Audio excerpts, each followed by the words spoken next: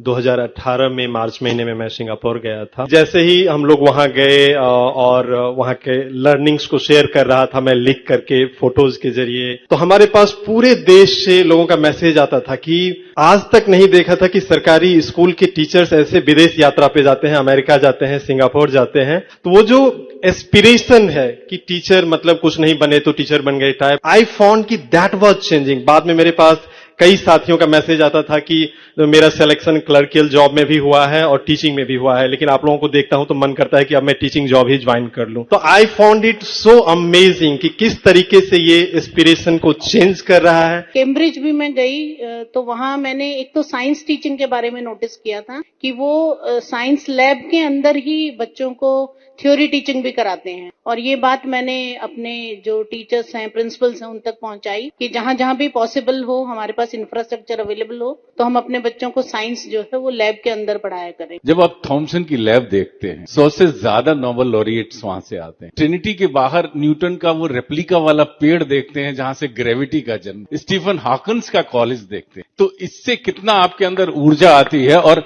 आप बदल पाते हैं। जिस तरह हम एसओएससीज में फैसिलिटेटर, हमने टीचर्स का एकदम से नाम बदल दिया, तो वो सारी चीजों को आप इम्प्लीमेंट कर पाए। मैं 2018 में फिनलैंड गया था और वहां का एजुकेशन सिस्टम बिल्कुल यूनिक है। मैंने वहां से बहुत कुछ सीखा, लेकिन उसमें से कुछ चीजें इंप्लीमेंट की थी अपने स्कूल में।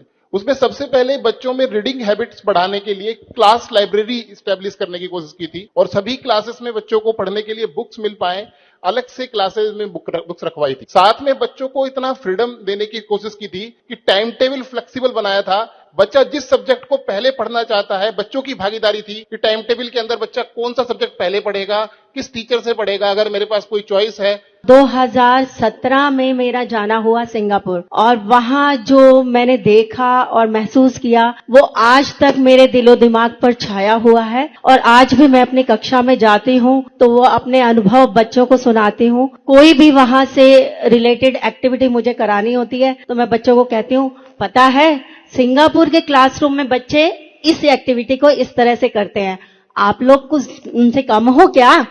तो बच्चे बड़े उत्साह से उस एक्टिविटी को करते हैं। मैं 2019 में कैम्ब्रिज गया था। वहां सर जाने के बाद हमने टीचिंग में तो सीखा ही, उसके साथ और भी बहुत सारी चीजें हम लोगों ने सीखी। लर्निंग का जो सिस्टम था सर, वहां पर इंक्वायरी बेस्ड लर्निंग हमने वहां पर देखा कि बच्चे सवाल पूछ रहे हैं, उसका जवाब टीचर दे रहे हैं, तो इंक्वायरी बेस्ड लर्निंग से सिस्टम आगे चल रहा है। और इंटरेक्टिव मोड में जो टीचिंग चल रही थी उसको हम लोगों ने वहां देखा। 2019 में मैं सिंगापुर गई। जो सबसे पहली और सबसे महत्वपूर्ण बात मैंने वहां सीखी थी वो थी पंक्चुअलिटी। दरअसल एक चीज जिससे मैं बहुत प्रभावित हुई, हमारे पहुंचने से पहले ही सभी ट्रेनर्स न केवल क्लासरूम में होते थे, बल्कि उस दिन के मुख्य पॉइंट जो भी लेक्चर में उन्होंने देने होते थे वो बोर्ड पर लिखे होते थे। और यही बात मैं भारत में भी लेकर आई, अपने स्कूल में, अपने आसपास हर जगह यही बात कन्वे की, ताकि विद्यार्थियों को क्लास शुरू होने से पहले ही पता हो कि आज हम क्या और कैसे पढ़ने वाले हैं। Sir, I got opportunity to visit the Singapore